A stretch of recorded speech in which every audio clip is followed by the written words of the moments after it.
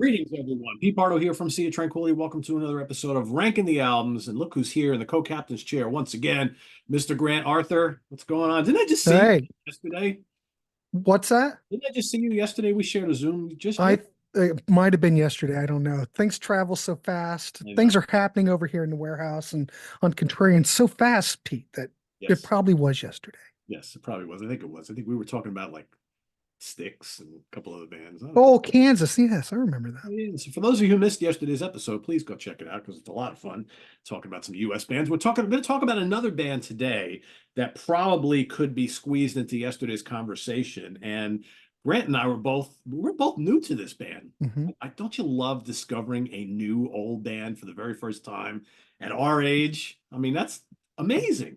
It's such Well, a the thing is, you have people come up to you and they go, Grant, how much new music do you pay attention to? I have to admit, in today's world, it's hard to really hear about a lot of new music because there's really no record industry. You'd have to find it on YouTube and stuff. And there's so much that came out in the 80s, the 70s, that maybe these bands put out a couple records and that was it. it disappeared. This is one of those bands. I mean, they had a good 4 album run, Yeah. And then but I knew who they were. I'd never heard any of their work. So this was brand new for me. I never even heard of them until like a couple of months ago when you know the way it goes. You're on like YouTube looking at a video or listening to something of an album, and then you see in the recommendations, you might like this based on what you're Mhm. watching. And I see this album, and I'm like, oh, that's kind of cool. Roadmaster. I don't know what that's all about. Good logo, good Good album logo, cover. right? And I'm like, okay. So I go and I click further and I find that it's from the 70s. I find that it's Mhm. an American band. And then you go read some descriptions and you're like, oh, like 70s Styx, REO Speedwagon, this, that, and the other thing. And I'm like, oh, this is up my alley. And then I listen to a track or two and I'm like, I'm sold. And I go and order everything I possibly can. I talk to you about it. And you're like, I think I heard of that band. I'm like, why don't we investigate? You immediately went out and got what I got. And then next thing you know, we're planning a ranking show. So here we are. Roadmaster is the name of the band from Indiana. Basically, what are we looking at? 1976 through 1980. Yeah. Their 4 albums. So just a couple of years they've had, they've gotten back together here and there over the years, played some live things. They've released some live albums, a compilation of things. But we're just going to focus on the 4 albums. And we've got basically Village Records for the first 2 albums. And then on the second 2, they got signed to Mercury. And that's where they kind of finish things up. So 4 records. I don't know. Yeah, anything you want to add before we get started with number 4? Uh, like you said, I had never heard this band. Um, 3 of their albums came out on CD. Yep, Rock Candy. This is the first record. We will look into this. This never came out on CD, as far as I know. No. I did find, I think it's a bootleg, um, that someone reissued it. I don't know what it sounds like or anything. I couldn't find any out in the wild, Yeah. but I was able to secure this original pressing. And as you can see, The this cutout. was cut out, and I doubt this record sold. This is, they had a record company. What do we call it? What did you call them? What is the Village Records. records? And they're out of Indianapolis. Yeah. So this is kind of a local band for us in a way because I'm in Ohio, and I was talking to you before that I had seen one of these. I saw this Roadmaster album back in the day when I was a kid. And, I don't think they had much traction here in Ohio, but in Indianapolis and in Indiana, these guys were a pretty big band. Um, how it slipped through for me, I have no idea, but that's what's fun about this I process is I know. learn And and these, hear new things. yeah, it's new to us, new old bands. And like I was talking to Martin Popoff the other day, and he remembers seeing them open up for Blue Oyster Cult. And these guys opened up for a lot of the bigger bands at the time. So it's not like they Mhm. were completely unknown, but here in New York, I never heard them at all. And I will say I'm glad I got turned on to them because I really like these guys a lot.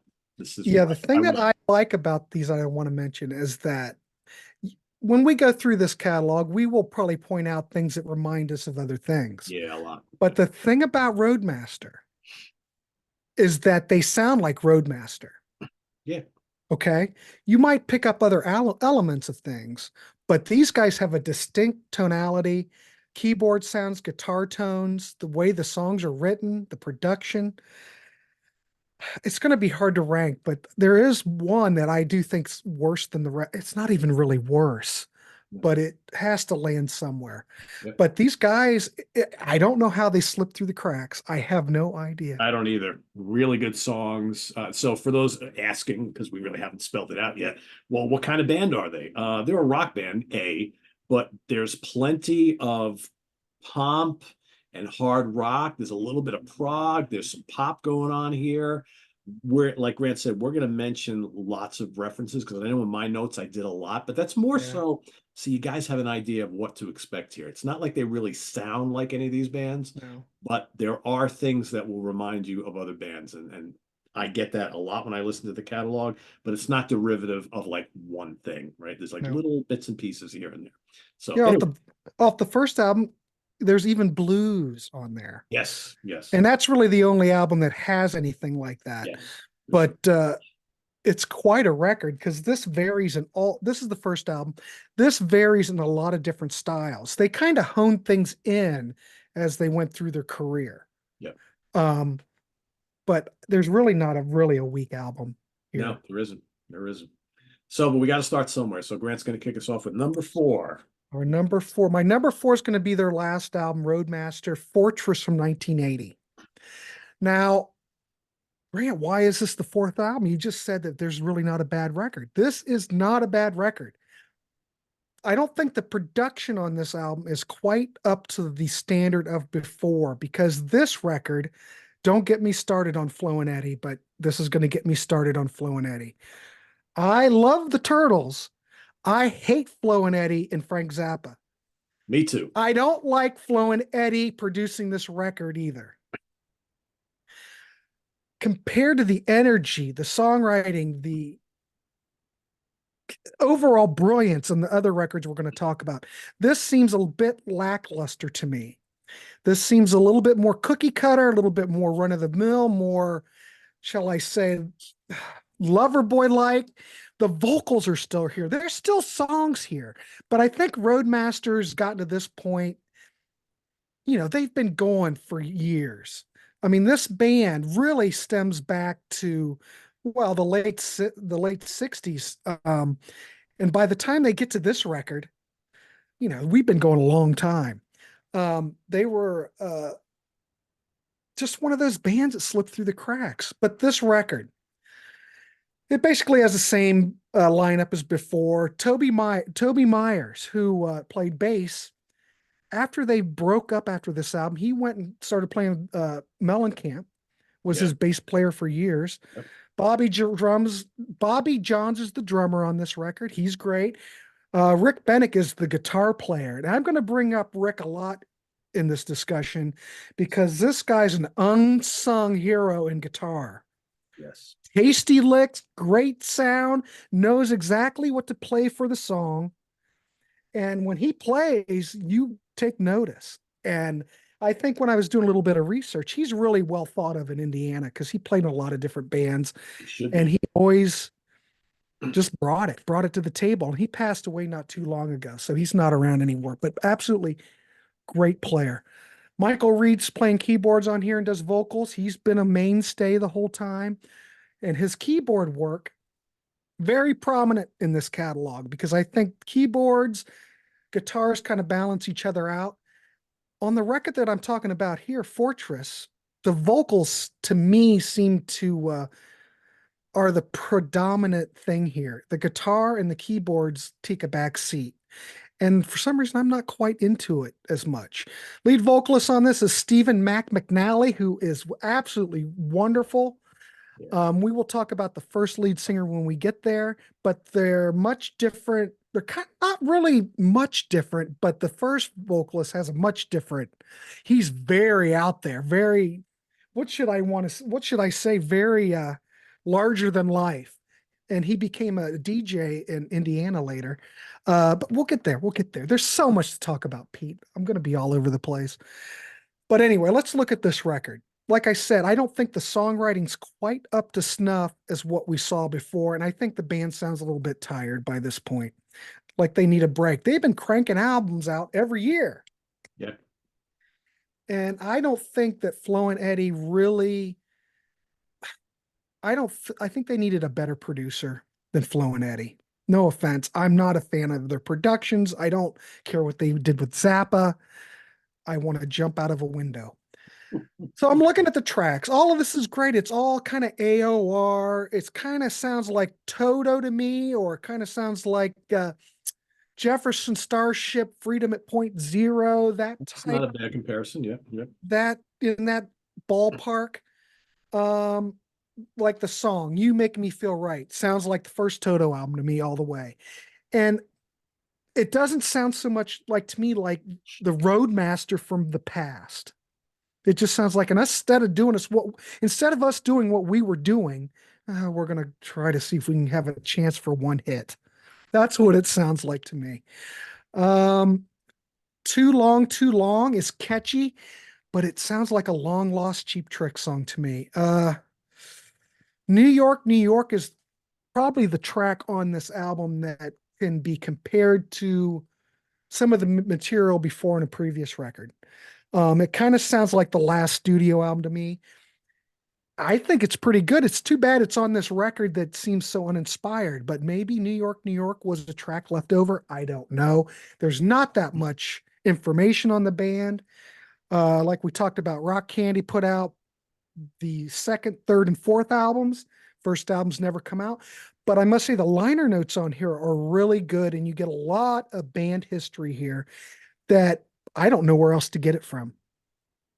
So if you like what we're saying, look into these Rock Candy CDs. They're very good. Mastered by Andy Pierce. These aren't going to sound any better than they do now. All right. Told you I'd be all over the place. Someday synths are back. Synths are predominant on this track. Um, it sounds like Survivor or Jefferson Starship. The thing is that these songs are very straightforward. The thing about Roadmaster, you would have one song and it might go into like a middle eight keyboard synth middle break with a bit of an odd time signature or something, and you never quite knew what to expect. These songs are just very well thought out. There's no surprises here. Satisfied Woman, heaviest track on the album. It's okay, but I'm not that crazy. Well, it's a fine record. But I guess what I'm trying to say is that these other albums are so good that this was a bit of a letdown for me. Okay. So that's my number four. So I had a really hard time with this ranking because I really like all four of these records, and Okay. I think when you're in a situation like this, you tend to kind of nitpick about really little things, right? That's really Right. what we're doing, right? So Well, so Grant had predicted we would have the same number four, and I'm here to tell you that we don't have the same number. I'll be darned. I can hardly wait. I'm going to go with the debut from 1976, and I'll tell you why. Uh, I s- well, a little bit of history here. So, three of the songs on this album were produced by Todd Rundgren at Bearsville Studios here in New Yeah. York, right? Um, and then the rest of it was produced in Guilfoyle Studios in Indiana by Kirk Butler and Mike Griffin. To me, the three songs by Rundgren and the rest of the album sound really different from each other. And that's not necessarily a bad thing, right? It's just it makes for a interesting listening experience. And I also don't think the band has were fully on board with their direction yet. Not quite. Because to me, when I listen to the second album, that's Roadmaster right there. They've arrived. They really have arrived. So all that being said, I really like this album. I really do. Mhm. But it was just splitting hairs for me. And I think some of the issues that you might have with the final album, I don't really have. I don't really have any issues with any of these albums. But anyway, I we don't may, either. I'm nitpicking. yeah, we really are. You have to because I mean, I was just so surprised in a good way of how much I really like these albums and thinking, God, where's this band been all my life? So anyway, so I think the just to go through some of the tracks here, that Magic Feeling, which was produced by Rundgren, is great, Mhm. really good, bright, melodic, upbeat. It's got a little proggy feel to it, and every song that Rundgren produced on this album I could almost picture Utopia doing on like their first couple of albums. Funny you should say that because when I hear the background vocals, I think Yes. Utopia, and I don't think Utopia is on here, but the backgrounds really stand out. It does kind of have that trademark Todd sound. It does. I had to do a double take because I'm kind of like, is that Is Todd and this a Chasm? is this a Utopia track? Right, but it totally sounds like it, and it's Mhm. and I'm not complaining because I love Utopia. So to me, that was a nice little, and I missed that I think on the rest of the songs, right? Because it's almost to me if Todd would have produced the whole album, it would have had that feel all the way through. It really Yeah. doesn't, but that's not a bad thing. So like Sonala Jones sounds like a Doobie Brothers song, like maybe circa 1976, like when Michael McDonald first joined. It's pretty cool. Good guitar licks, great vocal harmonies, and I got to say. Rick Bennick is really good. He's really good on all these albums. And Mike Reed is a really good keyboard player. And he neither one of these guys overplay, but man, when they step in and do something, you're just like, wow, I'm totally blown away. I really love that. And at many times throughout these records, not just this one, they do these kind of dueling little solos. Mhm. And I'm just like, this is like freaking Angel, right? You know, you got Punky Meadows and Greg Giuffre, and I'm like, holy crap, I love this. So really, really good stuff. What else? AM, PM, that's more of kind of like a bluesy romp. That's okay. That's not really we don't really hear much of all of that on the next three albums. And to me, I think that's not really their thing, but it's okay. It's cool for what it is. Be My Baby Tonight is kind of like a boogie type of thing. But man, Boogalate, great little jammy, funky rock instrumental. I mean, these guys can play. These guys can play. Yeah, it's essentially a keyboard guitar workout where they're like It's battling totally back good. and forth to some Oh degree. yeah, it's so good. Really I'm good. thinking on that track, like REO Speedwagon Flying Tuna Trot, Early something stuff. kind of in that vein, but Yeah. this is totally its own animal. Yeah. But It's to good. give you like some kind of reference, Reference. Yeah. think of something like that. It's been so long. Another one produced by Todd. Totally sounds like a Utopia track. Really Yep. good. It's kind of funky. It's kind of proggy. It's got a great synth solo. You get Who Can Sing Like Fat Boy. It's got just molten guitar work on it. It's like this real groovy hard rock song. Excellent. When I think of that track, Pete, I'm thinking Blood, Sweat, and Tears meets Wild Cherry. Don't, that's crazy. But With that's what more I think. guitar, right? Yeah, it's More just guitar. it's so groovy. It's so much fun. Really good. I Still Want to Love You. That's more kind of like a catchy Todd pop song, which is good, right? I like that. Love Me Baby. That's okay. It's not one of my favorites. And then you got In the Light, which is terrific. And that's like the prog track on here. It's atmospheric. It's got some great guitars. It's got this, cool keyboardy middle section. Really good. I can't say anything bad about the album. I just think to me it's not as focused as the other three, Mhm. but I wouldn't argue anybody saying this is their favorite because I think there's enough great stuff on here. So and for any labels that are watching, please release this on CD. Rock Candy, do whatever you got to do to get the rights to this so you can put it out in one of these nice Please, for deluxe editions. God's sakes, if you Yeah. got the other three, Yeah, come on, make it please put this complete, out. please. And I gotta say, we haven't even talked about it, but I love their logo. Yeah, I think it's great terrific. logo. Yeah, really good. And it's a shame they just didn't use it on this album, but all the other ones it's on there. So anyway, all right, on to number three. All right, my number three is going to be the debut Roadmaster 1976. This Okay. is when I mentioned it before. The original vocalist on this is Adam Smasher, Yeah. and who's just seems larger in life. This is Adam if I can get my finger, that's Adam here, Okay. this guy here. And he'd been in the band a while because they morphed out of a previous band, and this is why I think this album's a bit all over the place because they were basically playing soul or funk before this. So this is why you have some of those tendencies on this record.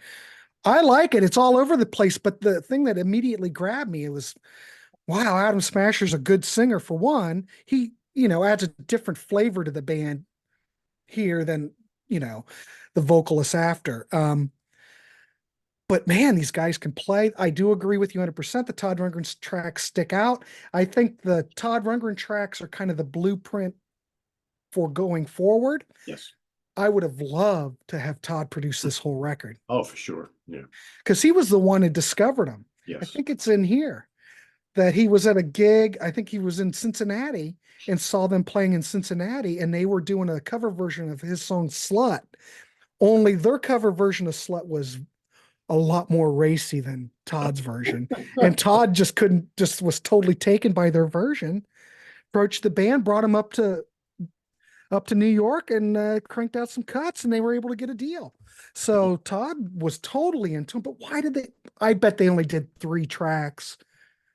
Well, because they probably didn't have a deal. So I don't know if those are So they're considered basically demos or like not. demo tracks, basically, for the They most part. sound great. I wish you would have done the whole thing. Yeah, I But agree. this still is my number 3. I like this. Uh, that Magic Feeling opens the album. Absolute best track here. Absolute best. Um, Sonula Jones, soaring guitars, great guitar, keyboard overplay, big jam of a song. All I put in my notes. These guys are great, fantastic players. Um, kind of like, I guess, kind of reminds me since Ambrosia's on my mind. Kind of reminds me a little bit of that earlier Ambrosia to some degree, maybe some Pablo Cruz in there, Yep. but top notch. AM PM, you mentioned it. It's a very bluesy track. I think Adam Smasher kind of delivers the vocals kind of like a Joe Cocker.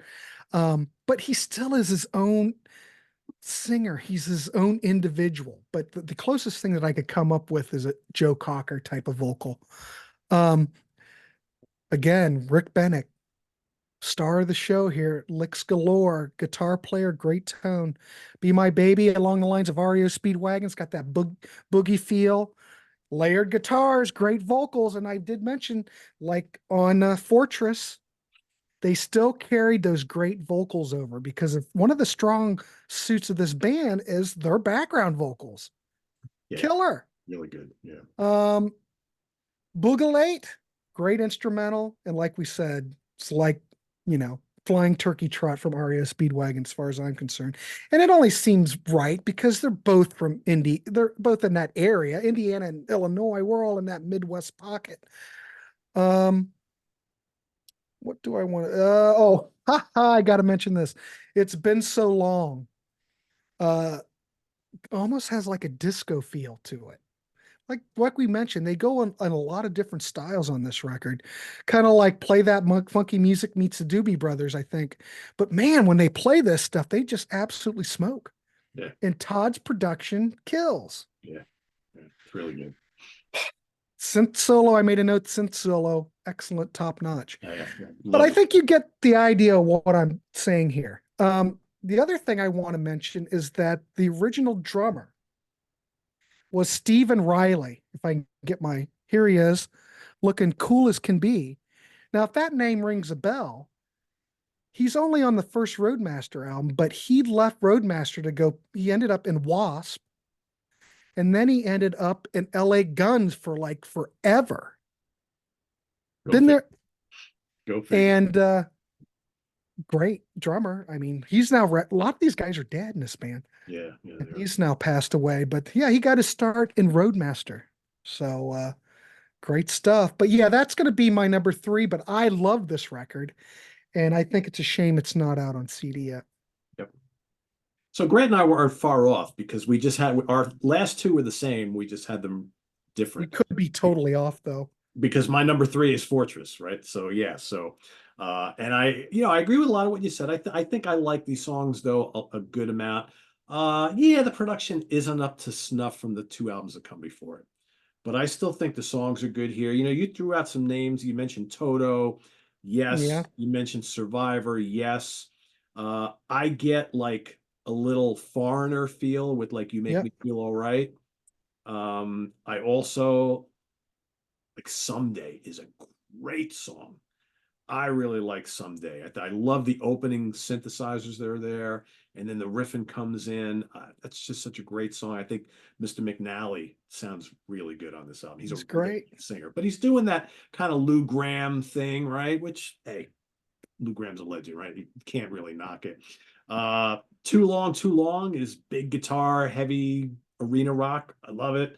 I like these fact that these guys can go from this big, heavy, ballsy rock music to like, a little more pop stuff. They throw some funk in there. They do a little prog. They really do everything. Satisfied Woman is heavy. Another One's Running is really melodic. I don't know. I like the album. Stay With Me Through the Night closes it. I think that's a good one too. Nice and upbeat. It's a good album. It's a good, like, This is only 1980, but it's a good, really good 80s like AOR melodic rock album. So if you like Foreigner, Journey, Survivor, Toto, you will really like this album. This, I think, out of all these albums, this is the one that is squarely in that mold. I think the two albums that come before it offer up some different things, which we'll get into in just a second. But I think that it's a strong album. I like it. Great songs. Maybe not as adventurous as the first album, and maybe not as varied as the first album, but I still think it's really good. So yeah, it's my number three. Awesome. Cool. All right. So my number two. Now, my number two, my number one could flip flop easily Yeah, I would because agree. I think both of these records are very strong. And I think I'm going to go with, and it could change tomorrow.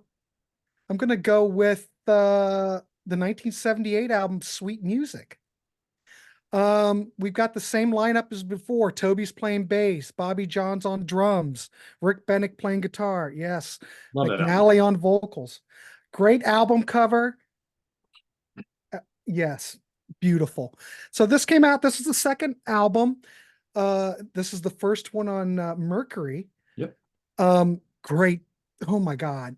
Now, when you listen to this, you just it's really unbelievable how good this record is. Um, it doesn't mean a thing. We open it up. It's got strings on this track, for God's sakes. A Yeah. great opener. I Must Be Dreaming, much heavier than the previous album. All I can say are riffs galore, great vocals. This song does sound kind of like Sticks to me, you know? You Move Me. The best way to describe this is if you combine Sweet and Queen in the guitar department, mix them up, and it's just a great, great, good rocking track. It kind of is like a throwback to the smash hit thing. What soars and what really sounds good are Mac's vocals on here. He is a wonderful vocalist, but totally different than Smash. So, okay. And I must say, the Smasher is doing some vocals on here. He's gone, but he's not totally gone. He's still doing some backgrounds. But I think it's a great track and I love it. I love this record so much. Let's see. I'll Be Loving You, which kind of threw me for a loop there, Pete, for a second, because it's disco. You've got strings, but then the disco elements dissipate, and then it kind of sounds like Boston to me. And then Yes, the it disco does. elements return, but Yep. it's not offensive. What it No, not screams to not at me all. is 1978. Yeah. Because don't get me wrong, if you hate disco, this is not a disco record. It's not. This is probably them just saying, you know what? Well, we could do, maybe it'll take off. They're trying to get a hit, for God's sakes. Yeah. But I like it because it's just kind of bizarre. And I didn't know that it would go from kind of a disco oriented track into a Boston type track. So Wow. I'm thrown off by it. But then it returns back to it. But it's not offensive. It's very catchy and engaging. I like it. You've got different styles on here too. The Swan song is an acoustic bass number. And like I said, this has got many styles. McNally is really a great singer. There's lots of rich harmonies. Um, they can sound sensitive on here. I think it's a nice little acoustic track. It's fine. The thing is that all these different styles seem to come into play, and they seem like they should be here this way. It's not like you listen to this album and go, "Oh my God, that doesn't fit." Well, for some reason it fits. You Come See Me is AOR at its best. Catchy, good lyrics, but these guys really sound like when I identify these guys, the only thing that comes to my mind is that yes, these guys sound like Roadmaster. They don't really sound like anybody else. They have elements of other things, but God, I love it. Higher and Higher. I thought when that was going to start out, Pete, I thought it was going to be Riding the Storm Out. But no, it turns into Sticks. Yeah. Heavy, definitely a Queen influence, a little Yeah. bit of prog, a little bit of sprinkling a little bit of prog in there. Yep. It's not prog, ladies and gentlemen, but there are elements. Circle of Love, acoustic bass track, great. I went through the whole record. I love this record. This could be easily my number one, but I like the next record, the third record a little bit. Obviously, we know what it is. The third record a little bit better, just because I think. Well, I'll talk about it then. But anyway, my number two is Sweet Music. Yeah, these two records that obviously are left, to me, I went back and forth because I was listening to them the other day driving back from New Jersey, and I went to see Queen's Record Armored Saint the other night. And in the morning, I stayed at my brother's place, and I listened to all three of these on the CDs on the way back, and I was convinced that my now number two was going to be my number one. But then I re-listened to all of them again this morning and yesterday, and I'm like, I flip-flopped them again. Mm. So I'm going to go with Hey World, which I thought was going to be my number one, Okay. as number two. But man, this and Sweet Music are really good. To me, there is a clear the two best in this catalog, and then the other two are really good as well. This is really good. This is the third album from 1979, Hey World, Mercury Records. I mean, the opening title track is total proggy hard rock. The Yep. synths and the guitar licks just bring to mind Styx and Angel. It's I'm hearing like Greg Giuffria and Dennis DeYoung and Punky Meadows and Young and Shaw, and I'm like, oh, I totally like this. And then Steve McNally comes in, he's singing up a storm, and I'm getting these like Brad Delp and Boston vibes, and a little Steve Walsh too. And I'm like, man, this is a terrific band, terrific band. My eyes have been open. I hear New England, and I love it. Great keys, blistering lead guitar. I'm on my way. Big soaring pop song. Love it. Never say goodbye. Really memorable chorus. Good hard rocker. Us coming back is just raunchy, like April Wine guitar rock. Love it. Heavy. It's heavy. It's really heavy. The guitar solo is just smoking. Really good. Say You Want to Be With Me Again does that kind of proggy hard rock thing they do so well. Again, I'm hearing Angel, Rainbow Waterfall, cool little instrumental. Looking for the Day is total pop. I mean, love the keyboards, love the guitars, and Good to Be Back Home is just big, crushing arena rock, scalding guitar riffs. It's Yeah. just it's their little kind of thank you to the fans. It's like, we're good to be back home, and I could just imagine them playing that live, when they're Mhm. playing in front of their home fans. Really, really great album. Could be my number one. It was my number one during the week, and I may change my mind tomorrow, but I want to hear you Yeah. talk about it now, because Yep. obviously that is your number one. Hey World is my number one. The Yeah, reason I like Hey World and it's my number one is that I think they've refined things even more. yeah, That I think everything on this record works, and I think it's got the best Roadmaster song of all time on it, and that is Hey World. Catchy, probably more AOR in that Boston vein. This song could have been big. It's got that, it's great AOR, but it's also got that taste of honey boogie woogie oogie bass on the back if you listen to it. I'm yeah. going, is that like a disco bass? The background?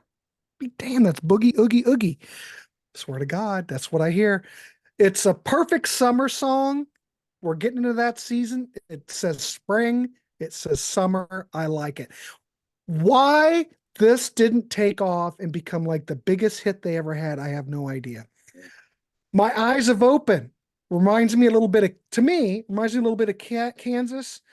More great, catchy goodness. Synths are opening up the whole song. Guitar solo is ferocious. Kind of reminds me of Angel, and it kind of reminds me of Do Ya by ELO. Yeah, That riff, yeah. heavy, kind of heavy riff. I like it. Um, I'm on my way.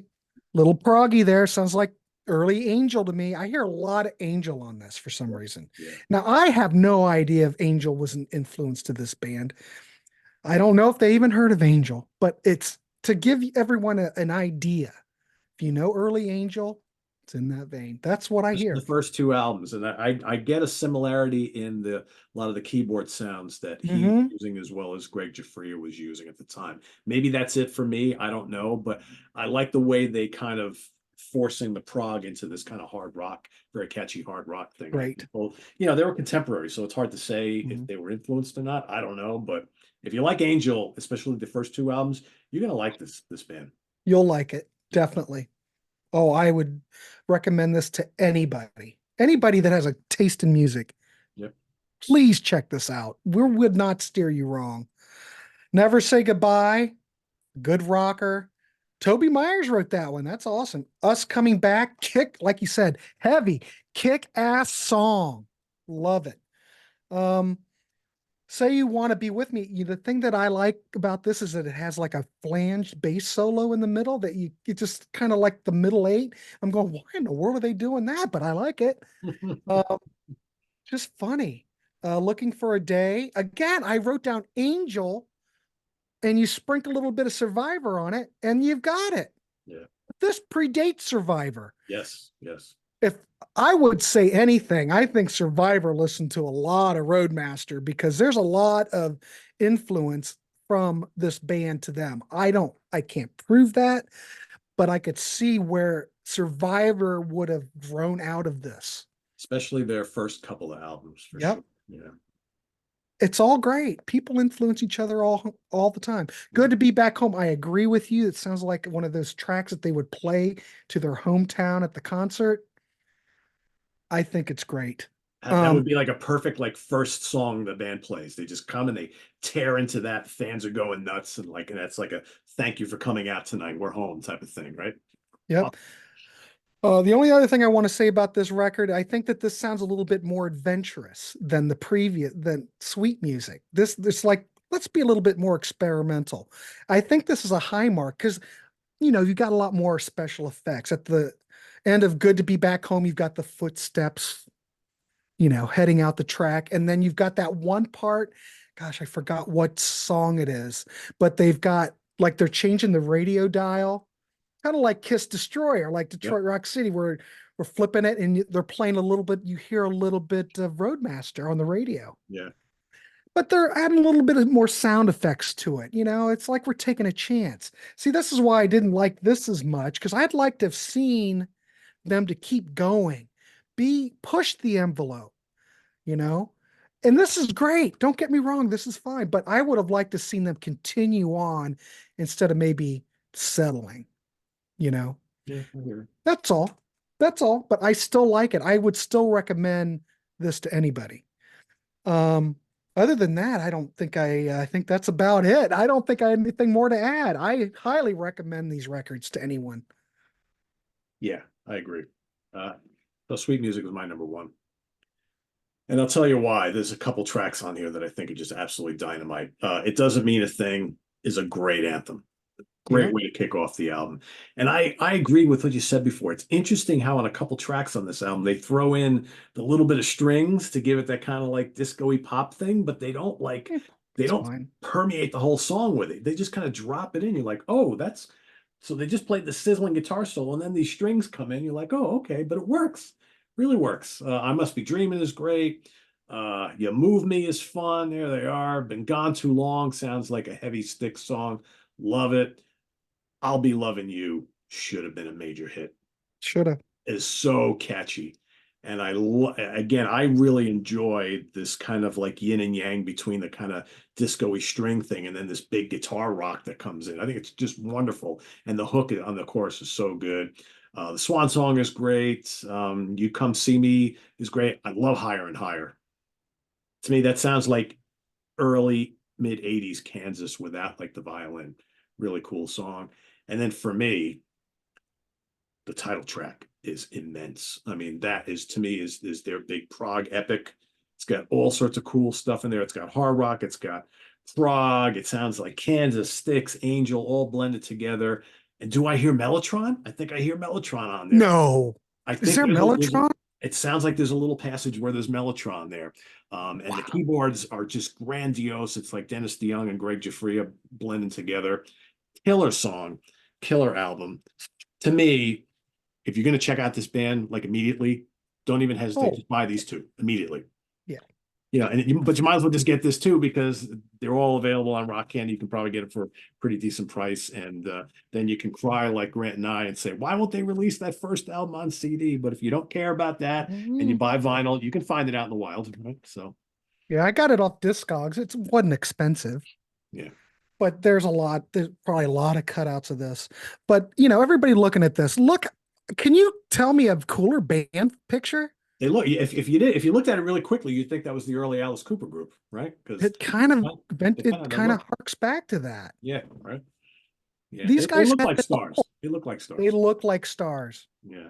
It's a shame I they just didn't don't become get it. stars, but yeah. Don't sleep on this catalog, folks, because I guarantee you that the majority of the people who will watch this episode have maybe heard of them but never really listened to them. Be like us. Go out and investigate this catalog. You will enjoy it. If you like a lot of the bands we've referenced today on this episode, you will really enjoy this catalog. I'm so happy that I discovered these guys. Me too. This is really good. Really good stuff. Anyway, what's going on at the warehouse and Oh, the Contrarians man. over the next couple of days? Wow. That was just quite an episode, but man, I love it. Well, we just did in the warehouse, Grass Rock Warehouse, we just did a ranking top 10 tracks, A Flock of Seagulls. That was with Todd Evans and Stephen Shee. That was fun. Not many people are talking Flock of Seagulls. No? And we did learn yesterday that we think that there are a lot of other people very influenced, like Rush and Flock Possibly. of Seagulls could be. But you think about it. Think of the era of Alex Lifeson. He almost had that Flock of Seagulls cut. Yeah, he did. Yeah. There you go. The live stream. We're doing a live stream on Sunday where we're playing music over in the warehouse. The listening party is back every Sunday. It's 8 o'clock p.m. And this weekend we're going to do instrumental guitar tracks for 2 hours. So we'll have some Ronnie Montrose. We'll have Jeff some Beck, Steve Vai. Jeff Beck's making an appearance. Yanni, and yeah. All kinds of great stuff. So it's me and BM Bolt doing it. So he's picked his 10 tracks. I'm picking my 10 tracks, and we will be live. And we might be able to take some requests because I just figured out how to stream through StreamYard in stereo. Oh, okay. Because we were talking about this before. Uh, Whenever I've done a StreamYard show playing music, all the audio has been mono. The problem is in StreamYard, now we're talking shop, but I'm just letting everybody know you cannot stream in stereo on StreamYard if you play a video file. All video files are in mono. So you have to have a mixer, blah, blah, blah, and go that route. So we're branching out in the warehouse, ladies and gentlemen. All right, cool. But Technology. it sounds really good. Yeah, cool. That's the important thing, right? As Use long that technology for what it's there for, right? as long as Facebook doesn't, I mean, YouTube doesn't cut the stream, I've kind of, learned how to do it pretty well that you don't get canceled anymore. But it's fun. A lot going on the Contrarians, a lot going on in the warehouse. Cool. There's lots of fun stuff happening. Here on SOT, Tuesday we got In the Prague Seat. We're going to do an album study of Pink Floyd's The Wall. So that's coming up on Tuesday, and all sorts of other shenanigans all week long. So thanks for watching, everybody. Let's see. Ranking the albums 1 week from today. It's Mother's Day weekend. I will be probably doing a ranking all on my lonesome. I think I'm going to rank the albums of Lucifer. I think that's kind of what I'm doing. So Grant will be back in a couple weeks because we've got some plans to do Mark Farner and Firefall and Tommy Shaw. So that's kind of what Grant and I are teaming up on over the next like 2 Wow. months. So yeah, so we got some stuff coming up in the works. So till then, visit us on the web at www.seatranquility.org. We're on Facebook, we're on YouTube all together, all the damn time. Please subscribe if you haven't already, because you don't want to miss out, and click on that notification bell so you get alerted of all of our content as a post. And please, before you leave, hit that like button. YouTube likes that. I like it. Grant likes. Yeah, we all I like it. love it. Yeah. Go check out Roadmaster, and we'll see you next time here on Ranking the Albums for Grant Arthur. I'm Pete Pardo. Enjoy the rest of your weekend, everybody. Thanks for joining us, and we'll see you soon. Take care. See ya.